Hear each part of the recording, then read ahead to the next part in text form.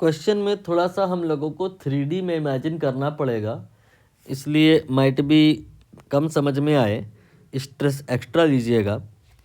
According to question a person standing on an open ground, तो यहाँ पर हमने ये ओपन ग्राउंड बनाया है और इस पर्सन को मैंने यहाँ खड़ा करा दिया है। और एक एयरप्लेन क्वेश्चन में आगे है, उसे यहाँ पे कहीं पे आप बना लीजिए। ये एयरप्लेन रुका हुआ नहीं है और ऐसे भी नहीं जा रहा है, ये हॉरिजॉन्टल लेवल पे इस तरह से मोशन करते हुए आगे जाएगा। तो आप समझ गए होंगे कि फ़िलहाल एरोप्लेन जहाँ है इस पर्सन के जस्ट ऊपर तो नहीं है। और एयरप्लेन में क्या होता है, साउंड प्रोड्यूस होता है। तो अभी जहाँ पे एयरप्लेन है वहाँ पर से क्या करिए, साउंड जनरेट कराइए। और जो ये साउंड जनरेट होता है, ऐसा तो है नहीं कि ऊपर चला जाता है, साउंड तो हर एक डायरेक्शन में जाता है। तो कोई ना कोई एक पर्टिकुलर साउंड का जो बीम होगा वो इस आदमी को आके मिलेगा। और यहाँ पे अगर हम नॉर्थ माने, नॉर्थ ईस्ट वेस्ट साउथ ये सब रिलेटिव होता है, तो मैंने नॉर्थ यहाँ मान लिया है।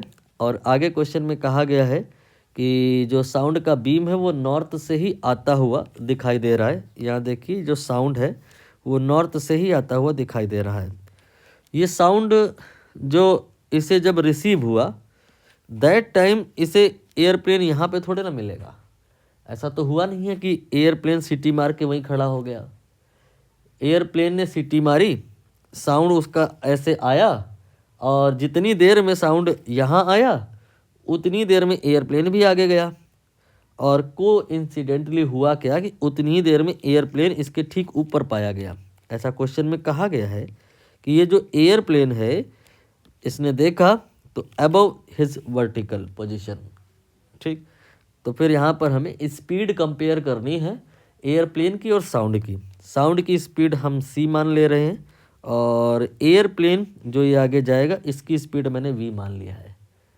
तो टाइम वो जितने में ये साउंड यहाँ से यहाँ पहुँचा है या एरोप्लेन यहाँ से यहाँ पहुँचा है, मैंने मान लिया कि t है।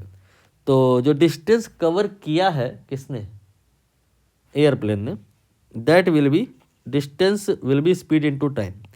ए से बी तक का दूरी टी टाइम में एयरप्लेन ने कवर किया है, उसका स्पीड है v और टाइम है t। जबकि साउंड ने जो डिस्टेंस कवर किया है, देखिए थोड़ी ज़्यादा कवर कर ली है।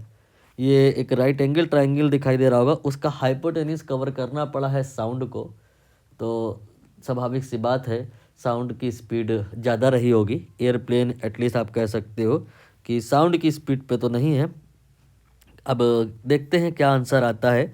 यहाँ पे जो डिस्टेंस कवर होगा साउंड के द्वारा वो c और t दोनों को मल्टीप्लाई कर दो, आ जाएगा।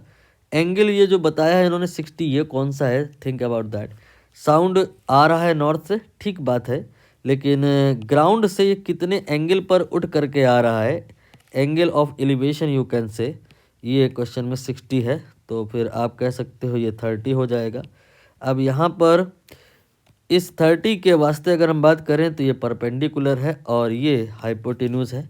तो p/h ये sin 30 हो जाएगा और p का वैल्यू 30 के वास्ते ये आपका परपेंडिकुलर है तो ये vt हो जाएगा और देन डिवाइड बाई ct हो जाएगा, ये 1/2 हो गया।